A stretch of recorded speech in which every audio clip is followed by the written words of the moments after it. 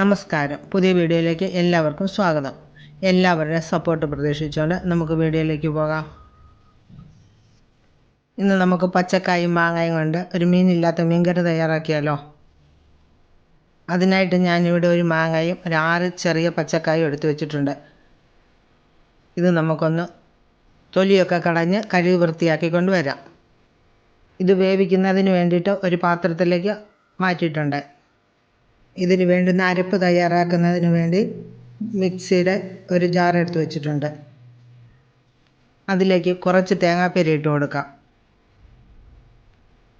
തേങ്ങയുടെ കൂടെ 1/2 ടീസ്പൂൺ മഞ്ഞൾപ്പൊടിയും 3/4 ടേബിൾ സ്പൂൺ മല്ലിപ്പൊടിയും എരിവിനാവശ്യത്തിനുള്ള മുളക് പൊടിയും ചേർത്ത് അരയ്ക്കാൻ ആവശ്യത്തിനുള്ള വെള്ളവും കൂടെ ഒഴിച്ചു കൊടുക്കാം.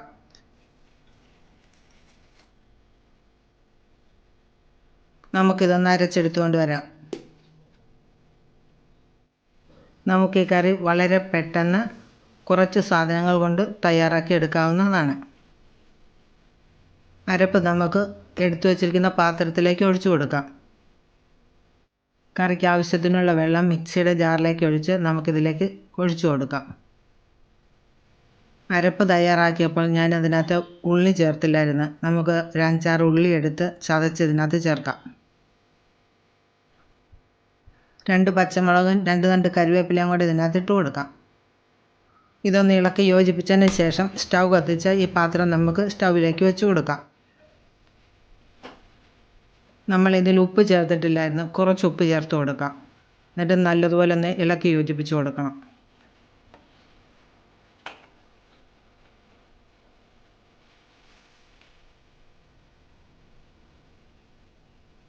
സ്റ്റൗ ലോ ഫ്ലെയിമിലായിരുന്നിരുന്നത് നമുക്കിതൊന്ന് മീഡിയം ഫ്ലെയിമിലാക്കി കൊടുക്കാം.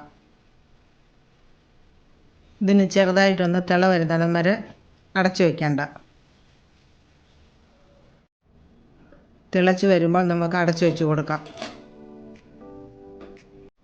ഒരു 5 മിനിറ്റ് നേരം കറി ഇങ്ങനെ ഇരിക്കട്ടെ. 5 മിനിറ്റിന് ശേഷം നമുക്കൊന്ന് തുറന്നു നോക്കാം.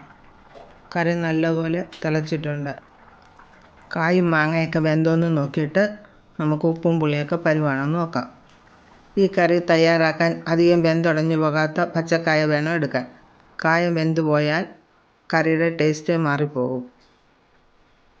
കറിയുടെ ചാറൊക്കെ വറ്റി വന്നിട്ടുണ്ട്. നമുക്ക് സ്റ്റൗവിൻ്റെ ഫ്ലെയിം ഒന്ന് കുറച്ച് കൊടുക്കാം. കറിക്ക് ഉപ്പ് കുറവാണ്. ആവശ്യത്തിനുള്ള ഉപ്പ് നമുക്ക് ഈ സമയത്ത് ചേർത്ത് കൊടുക്കാം.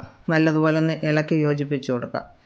കായ അല്പം കൂടെ വേകാനുണ്ട്. നമുക്ക് 2 മിനിറ്റും കൂടെ അടച്ചു വെച്ച് വേവിക്കാം. അടപ്പൊന്ന് മാറ്റി കറി പാകമായോ എന്ന് നോക്കാം. നല്ലതുപോലെ എണ്ണയൊക്കെ തെളിഞ്ഞ് കറി കുറുകി കിട്ടിയിട്ടുണ്ട്. നമുക്ക് സ്റ്റൗ അങ്ങ് ഓഫാക്കാം. ഇതിലേക്ക് അല്പം പച്ച വെളിച്ചെണ്ണ ചുറ്റിച്ചൊഴിച്ച് കൊടുക്കാം.